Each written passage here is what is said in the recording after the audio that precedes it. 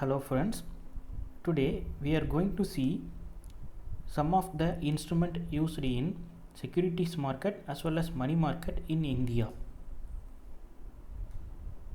First, let's know what is a bond. A bond is a debt instrument in which an investor loans money to an entity which borrows the funds for a defined period of time at a variable or fixed rate. Usually, bonds are used by companies, municipalities, states, and sovereign governments to raise money to finance a variety of projects and activities.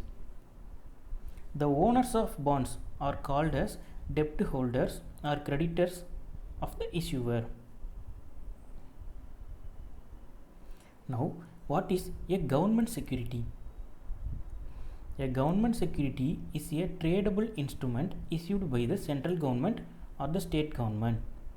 It acknowledges the government's debt obligation.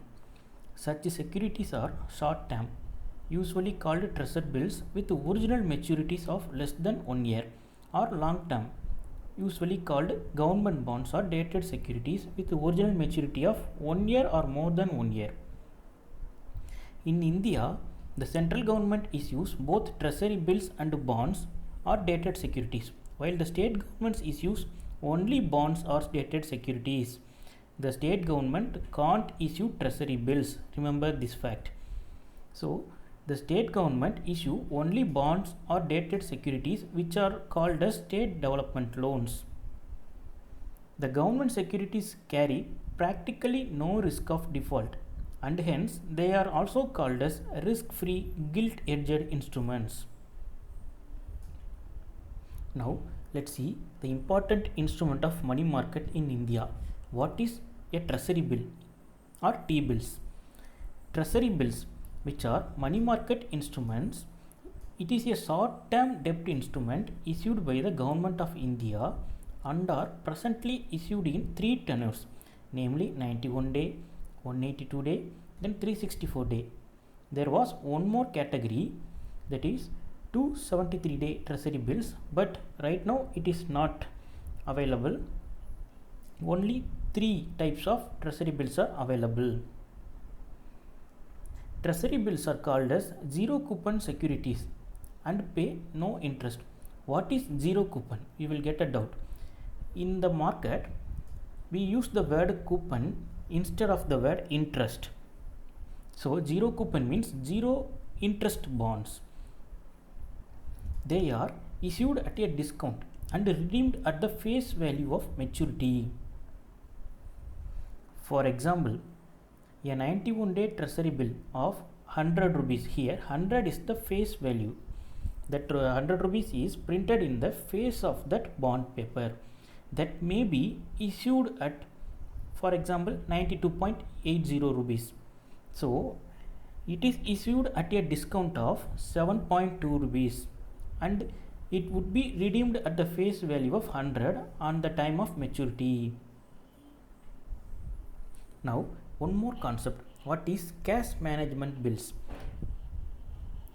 In 2010, Government of India, in consultation with RBI, introduced a new short-term instrument called cash management bills to meet the temporary mismatches in the cash flow of the Government of India.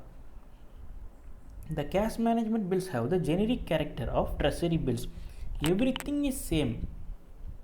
There is lot of similarities between treasury bills and cash management bills, but the main difference is cash management bills maturity period must be less than 91 days. Now we are going to see what is dated government securities. Dated G-Secs are securities which carry or floating coupon rate, which is paid on the face value on half-yearly basis. Generally, the tenure of dated securities ranges from 5 years to 40 years. Then what is fixed rate bonds? These are bonds on which the coupon rate is fixed for the entire life of the bond. Most government bonds in India are issued as fixed rate bonds. Then what is floating rate bonds? These are securities which do not have a fixed coupon rate. That means no fixed interest rate. Instead, it has a variable coupon rate which is reset at pre-announced intervals. For example, every 6 months or 1 year, whatever the case may be. So, floating rate bonds were first issued in September 1995 in India. Then what is capital indexed bonds? These are bonds the principal of which is linked to an accepted index of inflation with a view to protecting the principal amount of the investors from inflation. A 5-year capital indexed bond was first issued in December 1997, which was matured in 2002. Now, what is inflation indexed bonds? These are bonds wherein both coupon flows and the principal amounts are protected against inflation. The inflation index used in IABs may be wholesale price index or consumer price index. Globally, inflation indexed bonds were first issued in 1981 in UK. In India, Government of India through RBI issued inflation indexed bonds in June 2013, which was linked to WPI. Since then, they were issued on monthly basis till December 2013. Based on the success of these inflation indexed bonds, Government of India in consultation with RBI issued the inflation indexed bonds linked with CPI exclusively for the retail customers in December 2013. Now, what is certificate of deposit? Another important money market instrument in India. It is a negotiable money market instrument which is issued in dematerialized or demat form or as a issuance promissory note against funds deposited at a bank or other eligible financial institution for a specified time period. Certificate of deposits can be issued by scheduled commercial banks, excluding RRB and local area banks. Then select all India financial institutions that have permitted by RBI to raise short-term resources within the umbrella limit fixed by RBI. There is one recent change. Recently, RBI has decided to permit RRBs to issue certificate of deposit. This will provide RRBs greater flexibility in raising short-term funds. So currently, RRB can also issue certificate of deposits. The minimum amount of a certificate of deposit should be rupees 1 lakh. That is, the minimum deposit that could be accepted from a single subscriber should not be less than rupees 1 lakh and in multiples of rupees 1 lakh thereafter. Certificates of deposit can be issued to individuals, corporations, companies, etc. NRIs can also subscribe to certificate of deposits, but only on non-repatriable basis, which should be clearly stated on the certificate itself. Such certificate of deposits cannot be endorsed to another NRI in the secondary market.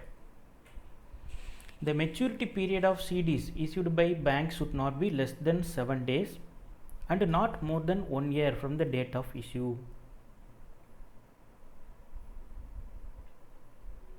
Now let's see what is commercial paper.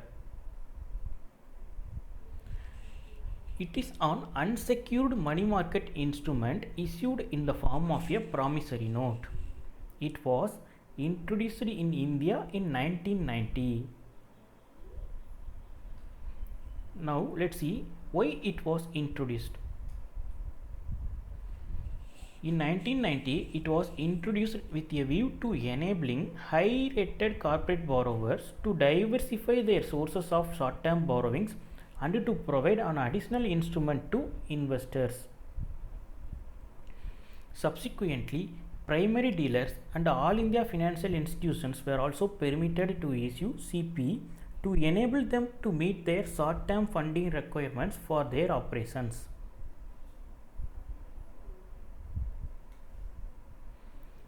So, who can issue such commercial papers? Corporates, primary dealers, and all India financial institutions are all eligible to issue CPs. There is some condition. A corporate would be eligible to issue CP provided the tangible net worth of the company as per the latest audited balance sheet should not be less than rupees 4 crore. The company has been sanctioned working capital limit by bank or all India financial institutions, and the borrowable amount, the borrowable account of the company is classified as a standard asset by the financing bank. What is the rating requirement? All eligible participants shall obtain the credit rating for issuance of commercial paper either from Credit Rating Information Service of India Limited or the Investment Information and Credit Rating Agency of India Limited or the Credit Analysis and Research Limited or the Fitch or anything as may be specified by the Reserve Bank of India from time to time for the purpose. The minimum credit rating shall be A2 as per rating symbol and definition prescribed by SEBI. What is the minimum and maximum period of maturity prescribed for CP? CPs can be issued for maturities between a minimum of 7 days and a maximum of up to 1 year from the date of issue. However, the maturity date of the CP should not go beyond the date up to which the credit rating of the issuer is valid. In what denominations a CP can be issued? A CP can be issued in denomination of rupees 5 lakh or multiples of 5 lakh like 10 lakh, 15 lakh, 20 lakh, 25 lakh, etc. Who can invest in CP? Any individuals, any banking companies, other corporate bodies, non-resident Indians, any foreign institutional investors, etc. can invest in CPs. However, investment by foreign institutional investors would be within the limits set for them by SEBI from time to time.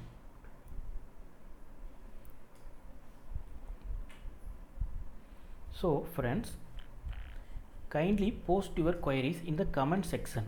If you have any doubts regarding the exam preparation, feel free to contact the mentioned ID in Telegram. Thank you.